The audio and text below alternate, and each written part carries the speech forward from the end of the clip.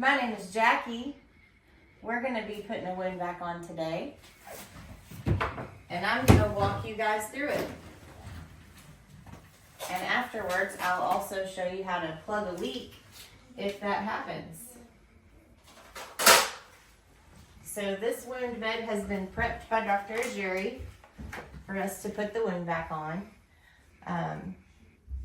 We do have some tendon exposure here that we're going to protect. Make sure our skin is nice and dry around that wound. And this is skin prep that we will put on all of that good tissue around the wound. And this just helps that WoundVac stick, all that drape stick, so we get a good seal.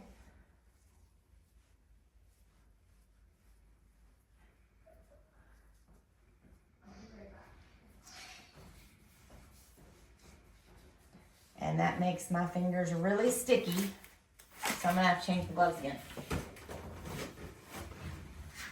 Which is common in wound care. We change our gloves a lot. That helps. Anytime we touch something that's not clean, we want to change our gloves because we don't want to open that patient up to any infection.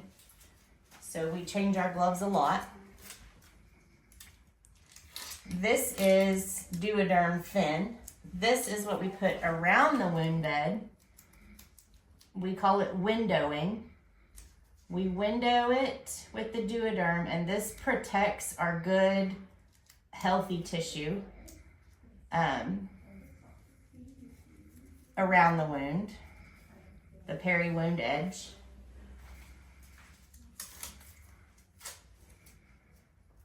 And we want to make sure we do that because this WoundVac is negative pressure, so essentially it works like a vacuum, which, if you can imagine, putting a vacuum on your skin and it's staying there for days at a time, it can actually pull that, which what that WoundVac does, it actually elongates the cells at the cellular level. So if we're elongating your good cells, it's going to actually cause them to split and rupture and bust open, and we don't want that. It's really good for your granulation tissue, that red beefy, but it's not good for your epithelium.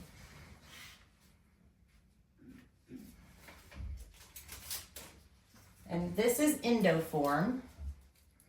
This is what we are going to put right down in there to protect over that tendon. And this will, it is a sheep, it's made from sheep, it's sheep intestine. And it helps that granulation tissue kind of grab onto that and build up that granulation tissue over that tendon.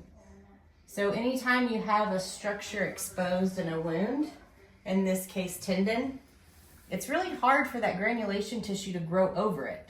So we kind of have to help your body do what it's supposed to do naturally, and Endoform can do that. It helps that tissue just kind of build on each other. And so I'm covering that with Ergo Tool. This is a contact layer, and what we want to do is we want to cover up that tendon to protect it, but we have to leave a little tag out. So when we take this off, we know that none of that Ergo Tool or that contact layer is getting stuck down in there. We want to make sure we get it all out. So this wound has some undermining going this way and up here. And undermining is where the skin is not attached to the base of that wound. And we need to pack that gently.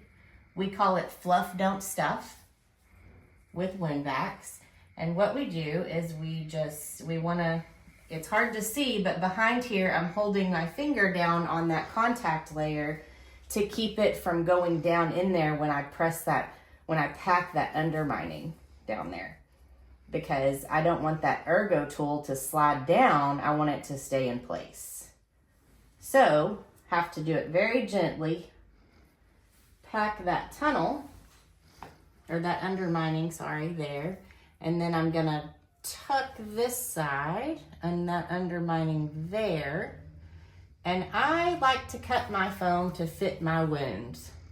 So that's tucked there. So I call it little legs, because he also has some undermining here up at the top at around 10 to 11 o'clock.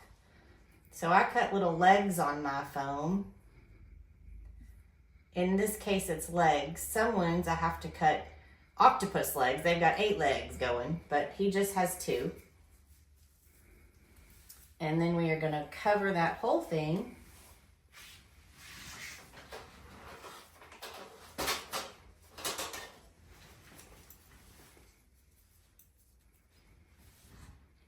Do a little trim there.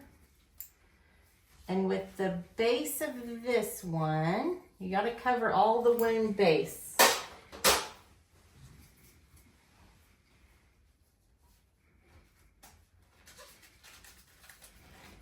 And because I'm doing this, all this going on, I've got all this going on, I'm going to use part of this drape to just secure everything in place right here. And then I'm going to go back and I'm going to put his track pad on. The track pad is what connects the patient to this vac. You have that goes down, and that's where that actual suctioning takes place.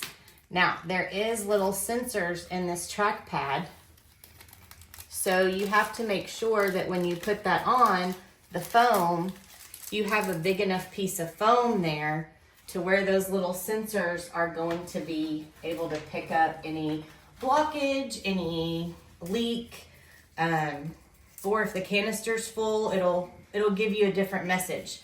So on this little track pad here, it looks kind of big. It's about the size of a $50, but the actual tube opening inside is very small, and there's little sensors inside this track pad. So you have to make sure this whole area, about the size of a quarter, has enough foam to grab onto. So we're gonna trim this here. And we like to move this track pad around because it can kind of bubble the skin. You can kind of see right here on him where it kind of bubbled up the skin. That's normal. It's not normal, it's common. Again, this is a lot of suction. So that's why we move our track pad around. But you always want to make sure that there's something underneath there. Do you like it going down or up? Okay. And we try to make it as comfortable as comfortable as we can for the patient, because you're the one that has to live with this at home, not me. So however we can make it bearable is best. Sometimes we do have to give little breaks from the WoundVac to our patients. Because this can become a bit of a pain for them. So we don't want them that to affect their mood, because mood can also affect your wound healing. So if they get discouraged because this WoundVac, we want to give them the opportunity to have a break from it. Okay.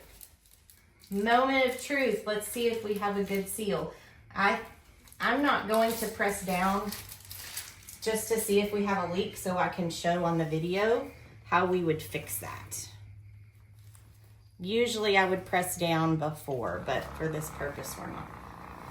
So you can see right here there may be a little leak, and I'll show you how to fix that. You just press down all those areas, which we do already have a pretty good seal. But if we were gonna have a leak, this machine would tell us, and it's making some noise. It's making a little bit more noise than we would like, so we're gonna seal that. So how we find the leak is you find your tubing right here and use your thumb and press down. And just hold it for a couple seconds. And what we're waiting for is that WoundVac to stop making noise. Once we find that, and we just keep going around, all the way around that tube, switch thumbs, until we find out where that leak was.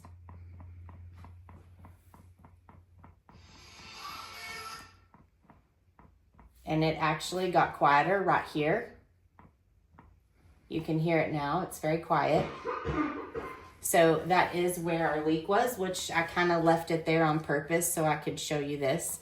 So right here, you can see there's kind of a little, where that duoderm is, or that bottom layer is coming up. That's where that's not sealed well.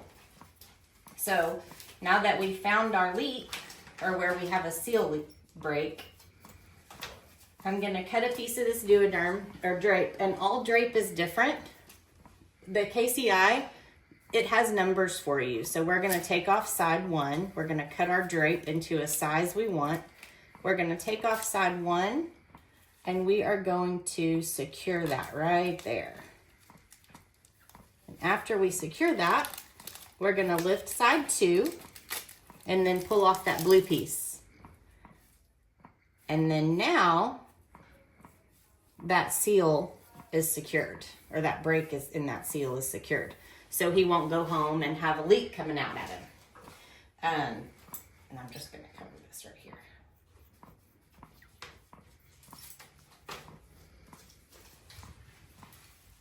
And right here is where that drape, the track pad, the drape around the track pad, it's just one little piece of drape. So I always like to go back and just secure that, make sure we don't have any lifting there. And now that we have done all that, now I can put some lotion on his arm. Don't ever put lotion on before you put your drape down. It will not stick. And that's it.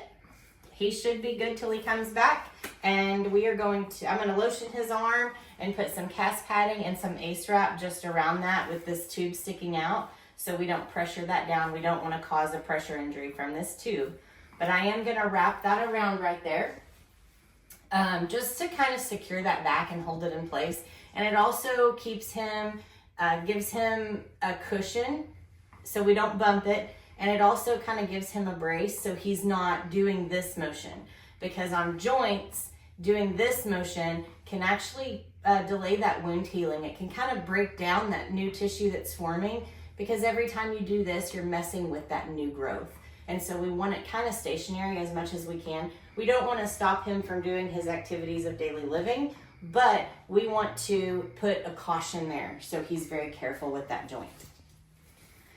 Okay. How'd we do? Sounded Good? to me, yeah. And everything feels good? Mm-hmm. Okay, wonderful. That is VAC 101 with Jacki.